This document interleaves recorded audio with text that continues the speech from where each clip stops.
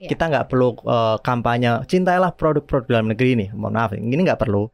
Kalau produk dalam negeri itu sendiri udah berkualitas, udah harganya kompetitif, Ya, benar. orang nggak usah disuruh, akan lebih milih produk dalam negeri itu. Ya.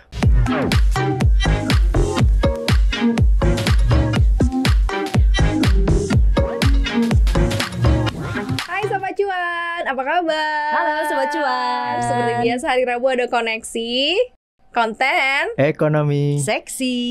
Iya, ada yang seksi-seksi di sini ya. Seperti biasa kita akan bahas topik yang sangat menarik sekali hari ini soal masalah Indonesia Raja Import ya. Ada Maria Katarina di sini, ada Head of Research CNBC Halo. Indonesia Arif Gunawan Argun, dan juga ada Inta CNBC Indonesia produser ya. Kita ketemu lagi. Ketemu lagi pastinya. Oke, hari ini tema koneksi adalah Indonesia Raja Impor katanya. Seraja itukah kita saking banyaknya membeli barang-barang gitu dari luar? Karena kan ini juga mungkin kalau Sobat Cuan sering nonton CNBC Indonesia sering dipotong-potong tuh di berita kita di mana Pak Jokowi marah-marah gitu ya. Betul-betul. Bilang katanya ini belanja-belanja mulu, beli-beli di luar, bukannya beli produk dalam negeri, memaksimalkan yang ada gitu. Semuanya kena marah ya, mulai dari menteri Ya, sampai iya. TNI Polri, rata Bener semua banget. pada Tapi dimarahin. kan itu bukan hal yang baru Mas Argun. Kan emang begitu. Kita Kok jadi dia marah-marah? bingung, gitu. Iya kan? Kemana aja Pak Jokowi? tapi- Sebenarnya kan kalau misalnya kita lihat neraca perdagangan kita nih Mas Argun, kan lagi positif terus nih selama Iya. 22 Surplus, bulan ya. terakhir. Betul. Jadi sebenarnya masih masalah nggak sih impor kita? Kalau surplus kan artinya sebenarnya ekspor kita lagi tinggi-tingginya nih. Ya, jadi surplus perdagangan itu sesuatu yang bagus. Karena kalau kita bicara pertumbuhan ekonomi kan ada kontribusi dari ekspor impor. Kalau surplus maka ada kontribusi PDB di situ Iya. kebentuk. Tapi kalau kita defisit, ya nggak ada kontribusinya ekspor impor kita ke PDB. Tetapi apakah impor artinya kemudian nggak jadi haram ibaratnya gitu ya? Gimana ya? Dalam ekonomi global itu ada disparitas kapasitas tiap negara. Ada yang bisa produksi barang A, ada yang tidak bisa, dan yang lain memproduksi barang B. Nah, itulah pentingnya berdagang gitu. Makanya untuk memenuhi kebutuhan yang kita tidak bisa memenuhinya sendiri. Nah, Indonesia katanya sudah bisa memenuhi semuanya. Apakah betul? Salah. Kita tidak bisa memenuhi semuanya. Sampai sekarang pun barang mentah itu 48% kalau kita mengutip dari Kementerian BUMN itu kita impor sebenarnya. Karena emang nggak ada di sini. Nggak Atau- bisa ngolah. Oke. Itu dia. Karena kalau dilihat kan ada beberapa bagian tuh yang apa aja yang diimpor ya. Kalau misalnya yang sehari-hari aja deh ya, yang mungkin Sobat Cuan harus tahu nih, ternyata kayak bawang putih, bawang merah, terus kayak gula, daging sapi, daging kerbau, kedelai, garam, susu, sebagainya itu juga masih impor ternyata. Kayaknya impornya juga lagi tinggi-tinggi, apalagi lagi bulan puasa Ramadan, ya. iya, Biasanya benar. Lebaran gitu lagi banyak acara. Ini pasti lagi tinggi-tingginya nih. Karena juga mungkin konten dalam negeri atau produk dalam negeri kita kuotanya kurang kali ya untuk mencukupi atau bersuasembada gitu atau gimana sih Mas? Kalau kali ini ada kombinasi faktor ya. Kalau kita bicara soal demand-nya memang lagi meningkat. Supply dalam negeri apakah tidak mencukupi? Ya itu masih debatable. Kalau kita bisa bicara data pangan terutama ya. Ini kan kita sering ada data yang berbeda. Kementerian bilang apa, Kementerian Perdagangan bilang gimana.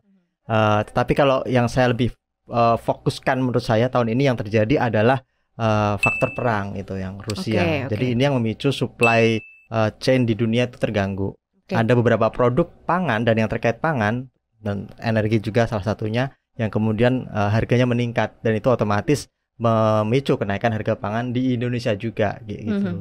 Jadi saya pikir memang supply disruption di Indonesia, kalau kita bicara apakah produsen apa misalnya bawang misalnya atau produsen padi di Indonesia pada gagal panen, sejauh ini nggak ada gitu. Jadi bisa memenuhi itu.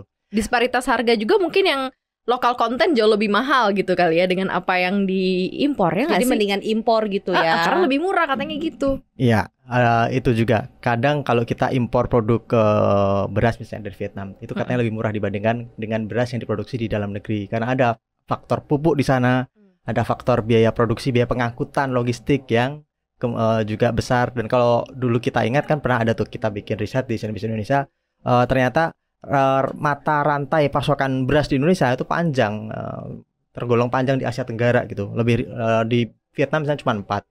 Petani, distributor, kemudian bukan distributor tengkulak ke distributor, kemudian konsumen misalnya gitu. Di Indonesia nggak bisa 7 gitu kan. Ada beberapa pemain di antaranya itu yang bikin marginnya jadi lebih tinggi, lebih mahal. Nah itu yang jadi problem juga di Indonesia. Nggak cuma soal produksinya, distribusinya pun bisa bikin harga pangan melambung tinggi kayak gitu. Kalau misalnya kita lagi ngomongin soal pangan nih, Mas Argun, apa sih yang pada akhirnya bikin pangan itu harus impor terus-menerus dan akhirnya jadi komoditas politik? Maksudnya ini kan jadi kayak janji politik dari komoditas politik presiden ke presiden dan nggak kelar-kelar. Apa sih sebenarnya Mas yang harusnya paling pokok untuk paling nggak menekan impor pangan dulu deh? Kayak udah ada perjanjian gitu ya, makanya disebutnya komoditas politik gitu. Janji-janji terus nanti kita pasti bisa swasembada. Tapi itu janji dari presiden ke presiden gitu. Iya benar-benar. Semuanya menjanjikan itu ya, dan semuanya rata-rata kurang berhasil. Artinya ada problem itu setiap tahun berulang-ulang. Karena yang disasar bukan problem strukturalnya, yakni di tata niaga. Ya, kalau tata niaga itu kan kita bicara soal supply chain tadi. Misalnya kayak beras itu pun ya 7 itu apakah sekarang udah bisa dikurangi? Saya yakin kok belum gitu. Masih banyak para pemain gitu ya di rantai tersebut yang tidak ingin diganggu gitu. Dan pemerintah seharusnya bisa merapikan itu melalui Kementerian Perdagangan. Tetapi ya kita lihat problem serupa seringkali terjadi. Dan sekarang yang sedang ramai ya minyak goreng. Tetapi kan ya itu alasannya ada aja katanya ya hanya beberapa, ada mafia katanya. Tapi sekarang kan mafia itu seperti apa ya, barang yang bisa diomongin, bisa dirasain tapi nggak bisa dibuktiin gitu. Dan kalau kita bicara hukum kan pembuktian gitu. Jadi ya sama ketika kampanye ngomongin soal barang-barang akan harganya harusnya murah. Kita akan berantas mafia ya kan, mafia. Tapi sampai kemudian perjalanannya mafianya di mana itu sampai sekarang kan belum ketahuan. Nah kalau balik lagi kepada statementnya Pak Jokowi ketika dia marah-marah ini lebih ke arah mana nih? Karena balik lagi kan ini menyasar ke semuanya ya, dari kementerian, menteri. Yang dia mau fokuskan apa gitu. Dia bilang katanya beli-beli terus dari luar, nggak mau membeli dalam negeri. Kalau dilihat dari apa yang disampaikan Mas Argun kan sebenarnya ada reasonnya, ada alasannya gitu ya. Kalau kita lihat dari apa yang mau disampaikan Pak Jokowi ini maksudnya lebih kemana yang ditekankan sama beliau? Saat itu Pak Jokowi kan pidato di depan kepala negara, kepala daerah. Kepala daerah, iya. Nah itu dan juga BUMN. Saya itu konteksnya adalah dia mengkritik kenapa kementerian ketika pengadaan atau pemerintah daerah ketika pengadaan barang dan jasa itu kebanyakan impor. Kalau nggak salah beliau bilang berapa, 80-90% ya. Tinggi banget. Kenapa demikian? Nah Pak Jokowi harus memahami barang apa yang diimpor gitu. Kalau di Indonesia ini kan paling banyak itu kalau kita impor secara nasional ya, bahan baku dan barang modal. Ini yang paling gede. Kemudian barang-barang konsumtif itu nilainya berapa, 5%-an kalau tidak salah, tidak sampai 10% lah ya kalau barang konsumsi. Nah barang modal itu apa? Salah satunya misalnya komputer kayak gitu, atau mobil kayak gitu, atau ya apa ya? Iya dan itu juga emang benar ya, benar kan? Artinya ini barang-barang yang belum bisa diproduksi di dalam negeri loh kebanyakan. Kayak tadi tuh komputer kita produksi ada, tetapi apakah kementerian bisa diwajibkan misalnya untuk menyerap produk dalam negeri itu? Sejauh ini belum ada kebijakan kewajiban seperti itu. Atau misalnya mobil ya oke lah ada mobil di dalam negeri. Tetapi seringkali kita lihat kementerian juga mengimpor produk-produk otomotif ini gitu untuk inventarisir mereka. Nah hal-hal ini yang saya pikir yang bikin Pak Jokowi geram. Kenapa? Yaitu kita sebenarnya punya pilihan untuk beli barang-barang modal dalam negeri. Kenapa malah masih lebih pilih impor kayak gitu? Ya satu sisi ada sih barang modal yang nggak bisa kita produksi saat ini. Ya kayak tadi itu komputer ya ada sih misalnya beberapa produk apa ya saya agak lupa, tapi teman-teman pasti pernah lihat gitu ya produk-produk itu. Tetapi ketika bicara preferensi mau belanja itu ya belum tentu kita akan milih komputer tersebut karena kita bicara soal spek, teknologi, kemudian juga ya ke purna jualnya kalau servis dan sebagainya kayak gitu.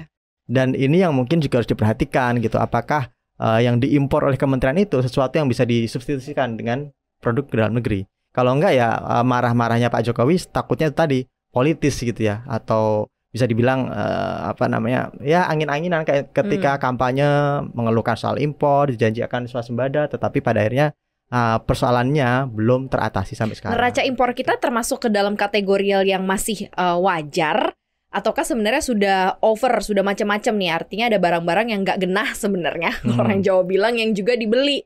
Padahal sebenarnya kita juga bisa sebenarnya memanfaatkan apa yang ada di dalam negeri. Ya kalau di list kan itu ya ada dulu pernah impor cangkul misalnya, kemudian tadi apa bolpen misalnya. Ya memang ini produk-produk yang sebenarnya remeh-temeh dan kita bisa kayak gini aja impor gitu ya. Tetapi perlu diingat perdagangan bebas itu memungkinkan kita untuk berdagang dengan pihak manapun tanpa batasan apapun. Jadi kita tidak bisa melarang misalnya mitra kita Cina atau Amerika untuk ekspor, mohon maaf, paling gampang apa? Peniti misalnya ke Indonesia. Apa kita melarangnya? Bisakah melarangnya? Ya nggak bisa gitu.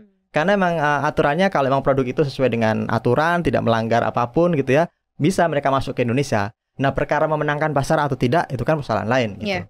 Nah, disinilah yang perlu kita perhatikan.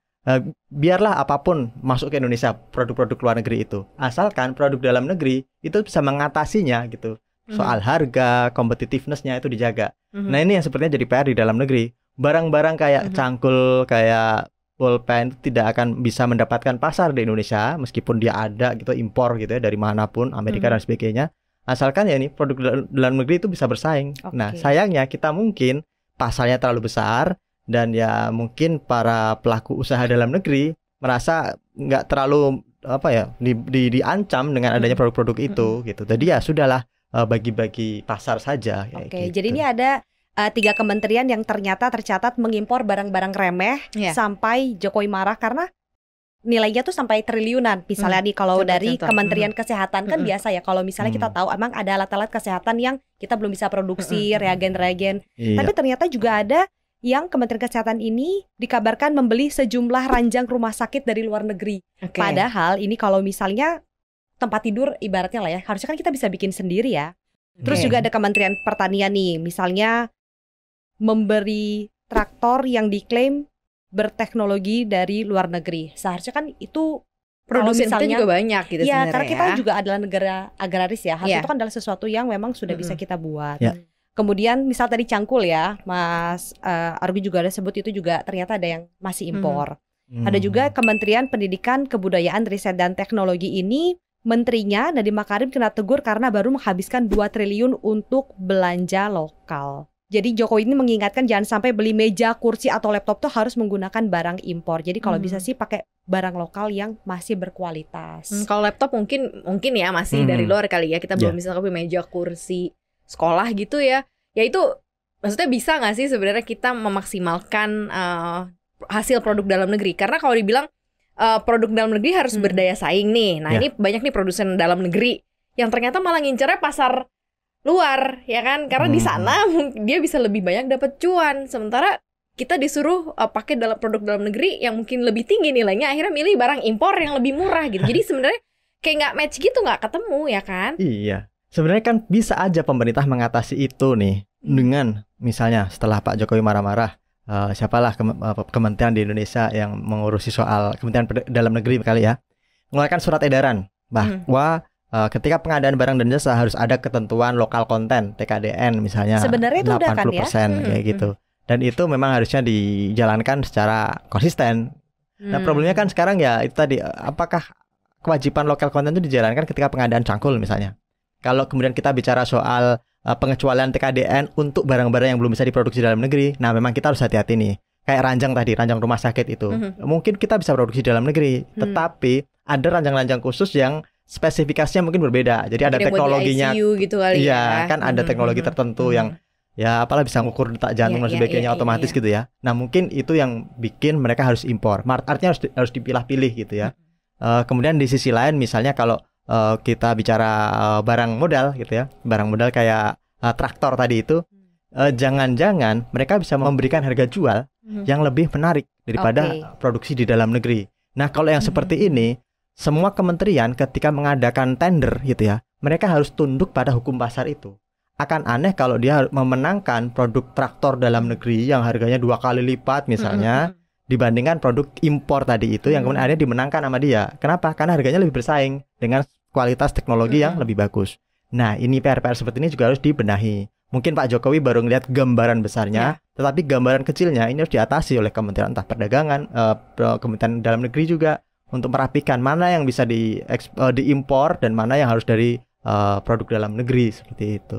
Mungkin tambah satu lagi ya, kalau mungkin bisa ada klausul soal transfer teknologi. Misalnya gini, oke kita impor, tapi ketika tahun-tahun berikutnya harusnya itu bisa diproduksi di dalam negeri karena udah ada transfer teknologi. Tapi memang kan sebenarnya transfer teknologi itu kan ini ya, nggak semua orang mau berbagi dengan murahnya, dengan dermawannya teknologi yang mereka punya. Nah mungkin mereka bisa dibantu untuk produksi di sini, kembali lagi tadi insentif. Jadi sebenarnya mungkin pasti ada jalan, tapi gimana willingness-nya tadi ya, serta komitmen supaya untuk mengurangi impornya, terutama untuk barang-barang yang remeh ya. Sebenarnya itu bisa kok Indonesia. Harusnya bisa. Iya.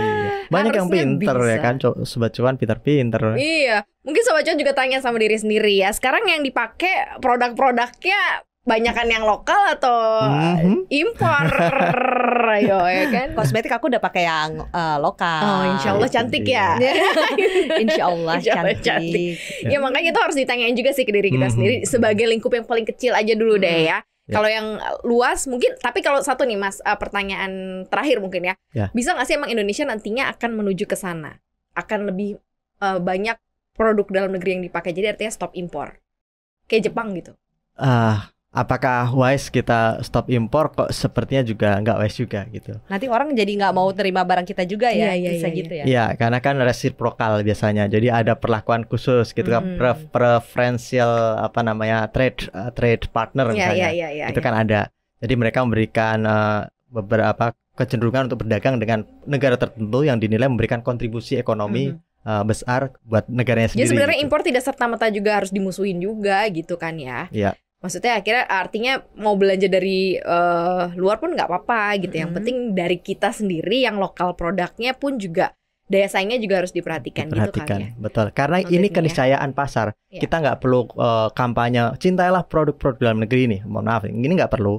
Kalau produk dalam negeri itu sendiri udah berkualitas, udah harganya kompetitif, orang nggak usah disuruh akan lebih milih produk dalam negeri itu.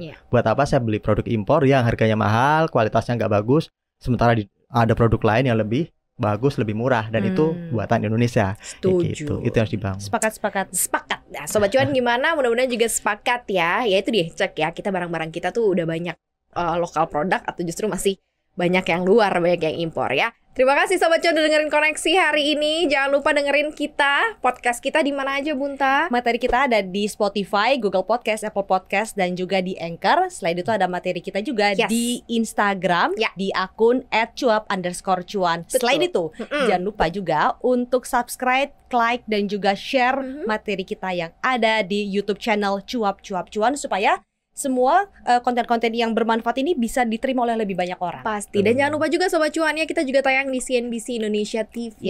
Ada juga Cuap Cuan di situ.